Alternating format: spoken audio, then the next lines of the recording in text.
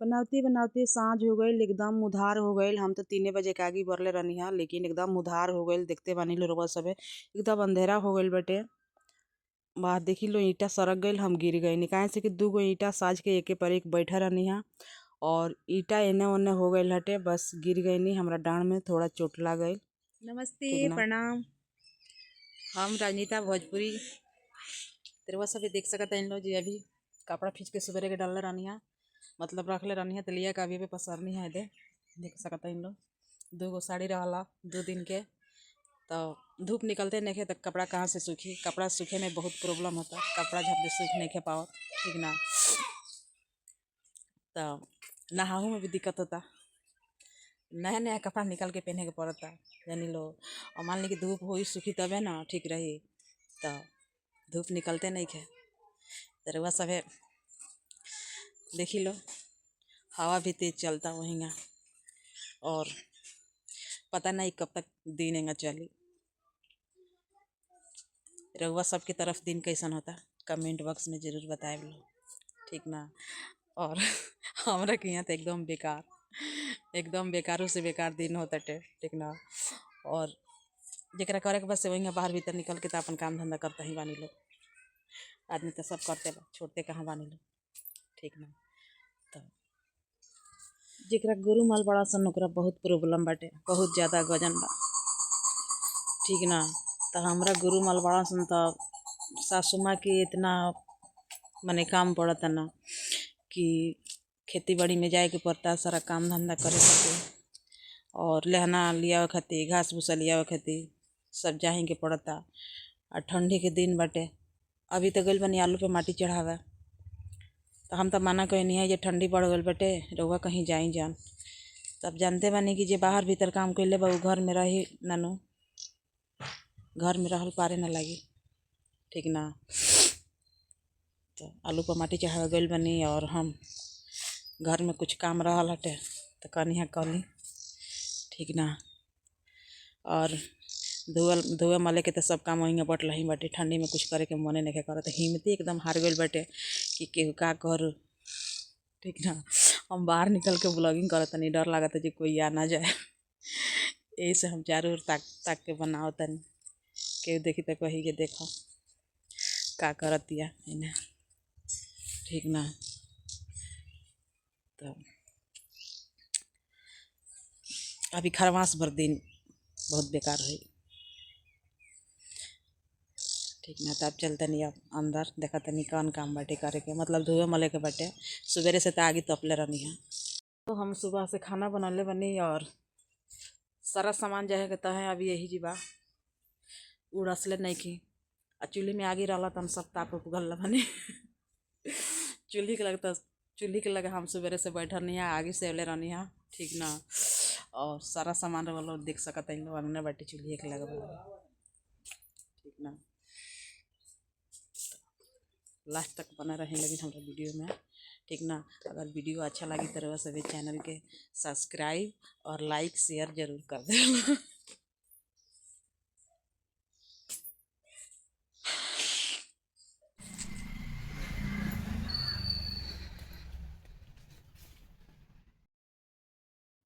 तो सासू माँ देखी लो का कर रहल बनी।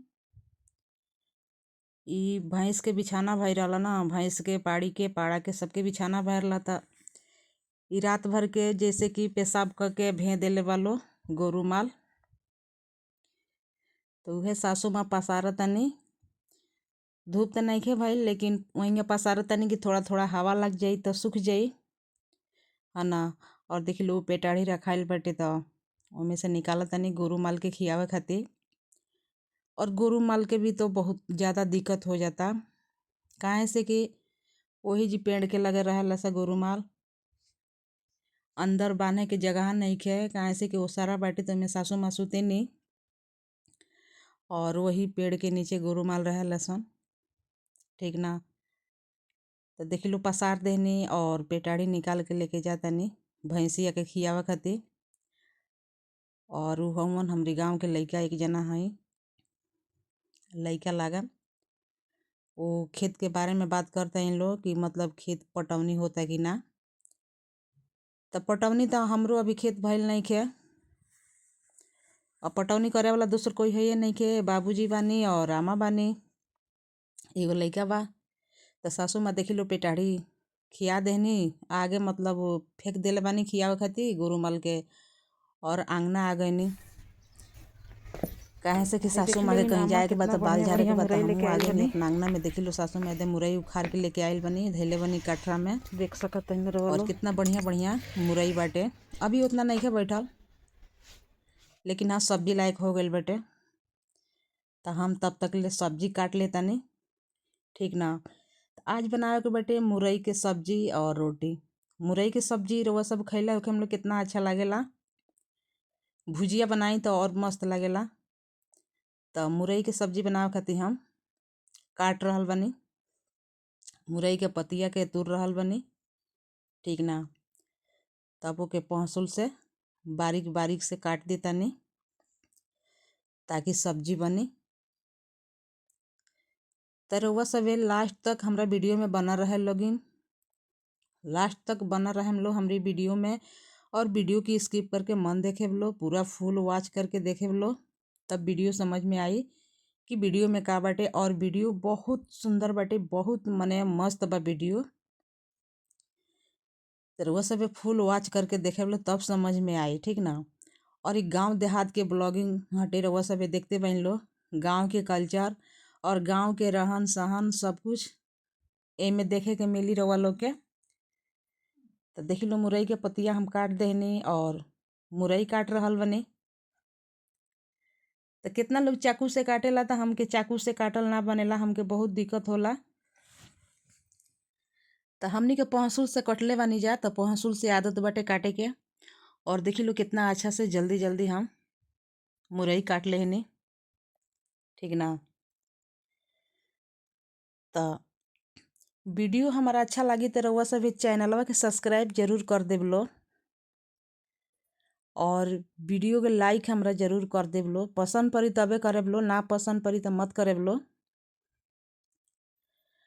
और कमेंट करके बताएब लो जरूर कि हमार वीडियो कैसन लागल हटे। और जैसन भी लागल होई वैसन रउआ लोग कमेंट करके जरूर बताएब लो। अगर जे थोड़ा भी खराब भइल होई तो रउआ सभी कमेंट बॉक्स में बताएब लो, हम ज़्यादा से ज़्यादा सुधारे की कोशिश करब।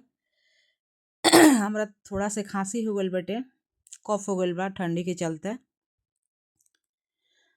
तो सब्जी काट के रख लेनी, अब आटा गूँथ ले तनी। हाथ में अंगूठी पहनले बानी, तो अंगूठी निकाल के धरे तनी। काहे से कि अंगूठी पहन के आटा साने में हमरे के बहुत गजन लगेला, बहुत दिक्कत बुझाला। अंगूठी में आटा लग जाला ना तो बहुत खराब लगेला। तो अंगूठी निकाल के धो के तनक बाद हम आटा साने नी। आटा जब सान लेनी ओकरी बाद हम अंगूठी पहन लेनी, ठीक ना। तभी सासू माँ घर पे है नहीं कि सासू माँ पता ना कहाँ गइल बनी, अभी लकड़ी नहीं खे चूल्ही के लगा। तो आयम तो वहाँ से लकड़ी मांगे के बा, आ ना आयम तो जन बा तो उन्हें बटोर के झोंके के पड़ी। तब तक ले देखी लो हम आटा उटा सान के रेडी करके रखा तनी, ठीक ना। तो रउआ लोग से बार बार हम एके विनती करतनी कि हमारा चैनल के रउआ लोग सब्सक्राइब जरूर करेब लो, और वीडियो देख के बताएब लो कि हमार वीडियो कैसन लागल हटे। अच्छा लागल होई तो जरूर चैनल के सब्सक्राइब करेब लो, और ना अच्छा लागल होई तो चैनल के सब्सक्राइब मत करेब लो, सब्सक्राइब ऑन कर देब लो, कोनो दिक्कत नहीं है। लेकिन जैसे रउआ सभी बड़ा यूट्यूबर के सपोर्ट करते हैं लो, वैसे हमरो के कर दी लो, ठीक ना। तब देखी लो बाता कही करते करते हमारा आटा सना गए। ज़्यादा आटा नहीं खे, थोड़ा से आटा बा। हमनी के घर में ज़्यादा फैमिली है या नहीं जा, तो ज़्यादा आटा सान के का होई, कमे सान ले बनी जा, ठीक ना। आटा सना गई हमार। और धीरे धीरे देखी लो पानी में धो ले तनी। मुरई के सब्जी जन कटले बनी तौन ना। तब मुरई तो पहले से हम धो के रख ले रहनी है, कोई पानी से हम धोले रहनी है। धो के तना के बाद से हम कट कैनी है सब्जी। और सब्जी काटला के बाद से फिर धोव तनी। अब फिर बनावे के होई त एक पानी से धोएम है ना। काहे से के खेत में के सब्जी साग सब्जी आवेला तो तनी बहुत निगरानी से धोए के पड़ेला। ये घिसिर घिसिर ना करे। काहे से कि हमनी के बलुआ देश में बानी जा ऊंचास पे, तो ऐसे तनी माने सावधानी से सब काम करे के पड़ेला। ठीक ना। तो देखी लो धो के रख लेनी। अब आगे देखी लो हम का करे वाला बानी। ठीक। अब साल उतार के रख देनी। काहे से कि जब हम काम करे नी ना तो साल ओढ़ के काम करे में हमके बहुत लाजारू लागेला। आ साल उतार के हम रख देनी तब बहुत अच्छा से हम काम कर लेवे नी। आ ई वालो मत समझे हम लोग कि मतलब ठंडी नहीं खे। ई वालो देख सकता इन लोग खुदे कि ठंडा मौसम बटे और ठंडा तो बटला ही बटे। तो साल उतार के धो लेम ना तो जल्दी जल्दी जल्दी जल्दी सारा काम कर लेम। देखी लो हमरा पास 3-3 गो स्वेटर बाटे, लेकिन स्वेटर एको हम पहने नी ना। काहे से कि स्वेटर जब पहनलेन तब बुझाला जे देहिया बन्हा गइल। तो काम करत समय में हम साल ना ओढ़ेनी, हमसे कामे ना हो पावेला। तो साल धैले बनी। अब जल्दी जल्दी अपन काम कर लेतानी। कढ़ाई तरिया के रख देनी और फिर एक पानी से साग धो लेतानी। मुरई के सब्जी जन बनावे के बाटे तन। ठीक ना। तो अब धराएब हम आज। अब बनाएब रोटी या मुरई के सब्जी। गांव के स्वाद बा ये रोटी में या मुरई के सब्जी में। शहर के स्वाद नहीं के, गांव के स्वाद बा। ठीक ना। तो सब कुछ गांव के नेचुरल सामान मिली, एको बनावटी ना मिली। बेलना हमार देखी लो गिर गरला तो बेलना धो के रख देनी। अब आँच धराएम। ठीक ना। तो देखी लो अब जल्दी जल्दी हम अपना कार्य में लाग गइल बनी। काहे से कि शाम हो गइल बटे और 4 बजे से बनावे के आदमी कारा धारा लगा देता है। बनावते बनावते अंधेरा हो जाला एकदम उइजा। कितनो जल्दी जल्दी कइल जाला तब वो अंधेरा हो जाला, रात हो जाला। अब बत्ती भी जरावल जाला तब वो अंधेरे रहेला। तो ई देखी लो लइका कुड़कुड़ा खा के रखले बड़ा सन झीली। उहे झीली जरा मतलब आगी जरा के आँच धरावे के बाटे। जना ई कुड़कुड़ा ना खाले सा लिफाफा बाटे उहे से बटुर बटुर हम रखले रहेनी आँच धरावे खातिर। तो आँच धरावे के कामे आ जाला। काहे से कि ए घरी आँच धरावल बहुत मुश्किल बाटे। आँच धरावल सबका बस के नइखे। आ हमार आँच के धरावेला तो सासू माँ धरावेनी। ज्यादातर उहे आँच धरावेनी, हम आँच ना धरावेनी। काहे से कि हमसे धइये ना पावेला। आ ई झिल्ली बटुर बटुर रखले बनी कुड़कुड़ा वाला पॉलीथिन, तो यही से आसानी से ध लेला। तो देखी लो आँच हम धरा देनी और बनाएम गर्मा गर्म रोटी और मुरई के सब्जी भुजिया, वो बिना लहसुन प्याज के। रउआ सब तो लहसुन प्याज खात हो गए लो, हमनी के बिना लहसुन प्याज के बनी मुरई के भुजिया सब्जी। ठीक ना। तो रउआ लोग सोचत हो कि हम लोग के बिना लहसुन प्याज के भुजिया सब्जी कैसन लागी। तो एक बार बना के रउआ लोग ट्राई मारे लो बिना लहसुन प्याज के ये मुरई के भुजिया कैसन होता। तो हमनी के तो कब्बू लहसुन प्याज ना खानी जा, हमनी घरे पड़बे ना करेला। बिना लहसुन प्याज के सब्जी बनेला। आज देसी तरीका से देसी स्टाइल में बनाओ तनी हम मुरई के सब्जी और रोटी। ठीक ना। बहुत स्वादिष्ट लगेला, बहुत स्वाद बा एकर। एक बार बना के आ खाई लो तना के बाद से कमेंट में बताएम लो कि हाँ कैसन लागल हटे रोटी और मुरई के सब्जी। ठीक ना। तो देख लो हम करू के तेल डाल रहल बनी और फोरन देवे खातिर एक बगल तवा धैले बनी, एक बगल कढ़ाई रखले बनी। और देखी लो कितना अंधेरा हो न गइल। हम आँच धरावी सब काम करे के जब शुरुआत हम कमी तो कितना अजूर रहुए। अब धीरे धीरे देखी लो अंधेरा हो गइल, एकदम साँझ हो गइल। अब कुछ पल में एकदम अंधेरा हो जाई। ठीक ना।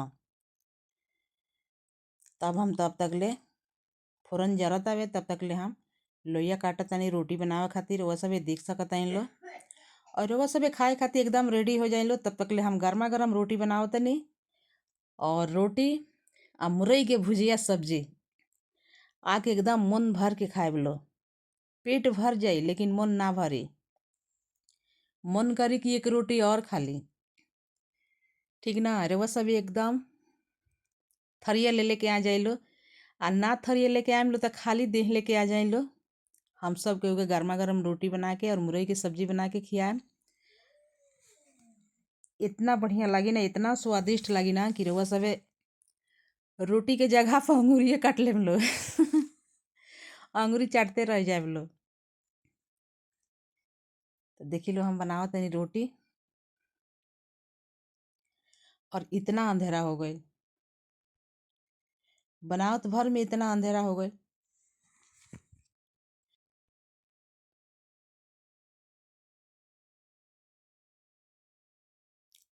देखी लो हम बनाओ तनी रोटी, अब सब्जी छमक देनी। अब एक बगल सब्जी होई, आ एक बगल रोटी बनाओ तनी, और का झोंक के मकई के खूंटी झोंक के बनाओ तनी। ठीक ना, तो हमने के यहाँ ज़्यादा मकई होला तो मकई के खूंटी रहेला, तो झोंक के खाना बना लेनी जा। अब ठंडी भर बनी गैस एथी पर चूल्ही पर, ये खाना भी बनावल जाई और आगी भी तापल जाई। ठीक ना,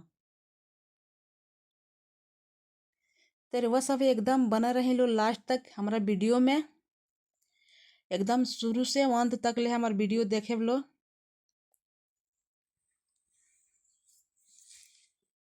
और हम बार बार हाथ जोड़ के रिक्वेस्ट करते नहीं अपना सब्सक्राइबर लो से, अपना व्यूअर्स लो से, ये हमारा वीडियो के फुल वॉच जरूर करे लो। रउआ सबके सपोर्ट के बहुत ज़्यादा हमके जरूरी बाटे, और रउआ लो सपोर्ट ना करे लो तो सपोर्ट के करी। सपोर्ट तो रउए लो के ना करे के बाटे, जैसे सबके सपोर्ट करते हैं लो वैसे हमरो के सपोर्ट करी लो, ताकि हमरो मनोबल बढ़े। रउए सभे हमके आगे बढ़ा सकता इन लो, और रउए सभे गिरा सकता इन लो। ये सब रउए लो के हाथ में बाटे। ठीक ना, लेकिन रउए लो के भरोसे हम यूट्यूब पे काम कर रहल बानी, ताकि यूट्यूब फैमिली हमरो के सपोर्ट करी तो हमू निकल जाए। ठीक ना, तो देखी लो हम रोटी बनावते हैं, तले सब्जी होता।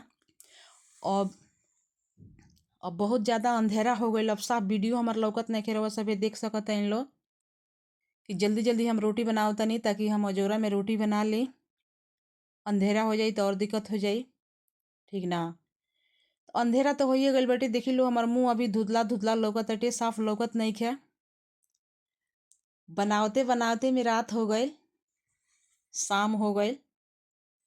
ठीक ना, सुबह में तो बनाए नहीं तो मान लीजिए दिन रहे लटे, तनी दिने चढ़ला मतलब 8-9 बज जाला, लेकिन रात में तो साँझ हो गई बटे। अब देखते बानी लो इतना अंधेरा हो गई, झोला माली हो गई ज़्यादा। अब हम रोटी बना रहल बानी, आई लो देखी लो कितना गेंदा खानी रोटी फूल के भइल बटे, कितना सुंदर सुंदर रोटी होता। ठीक ना, कि हमनी के घर के गेहूँ हटे, और गेहूँ धो के हमनी के पिसवाल जाला ना, बिना धोले गेहूँ ना पिसाला। तो यही से रोटी बहुत सुंदर सुंदर होला, उज्जर उज्जर होला रोटी देखे में, तो खाहू में बहुत स्वादिष्ट लागेला, बहुत मिठास लागेला। और बहुत लोग के घरे बा कि गेहूँ धो के ना पिसावल जाला, मतलब गेहूँ खाली झटकार के पिसावल जाला। तो हमनी के झटकाराला ना, हमनी के धोआ जाला, धो के तनकबा से फटक के तो पिसावे के जाला। तो वीडियो बनावते बनावते हो गई रात। ठीक ना, इतना रात हो गई, रउआ सभे देख सकता इन लो साफ दिखत नहीं के, एकदम अंधेरा अंधेरा हो गए बनावते में। तो देखी लो अभी उतना आटा बटला ही बटे, और जल्दी जल्दी हम रोटी बनाओ तनी रउआ सब खातिर। रउआ सब थोड़ा से और इंतजार करी लो, तब तक ले हम बना लेता नहीं। देखी लो हमार सब्जी बन गई, रउआ लो से दिखा देता नहीं कितना बढ़िया भुजिया सब्जी बनल बा। आ रात हो गई बा, ये से साफ लौकत नहीं खे, रउआ लोग सोचत हो हम लोग साफ दिखत नहीं खे, तो रात हो गई बटे, ये से नहीं खे साफ दिखत, अंधेरा अंधेरा हो गई बटे। ठीक ना, और देखी लो हम गिर गई नीचे, चोट लागल हमरा डाँड़ में, काहे से कि चूल्ह बनौले बानी तो तनी ऊँच खाल पे बाटे और 2 गो ईंटा साज के हम बैठे रहनी तो ईंटवा एना ओना खरक गइल बस हम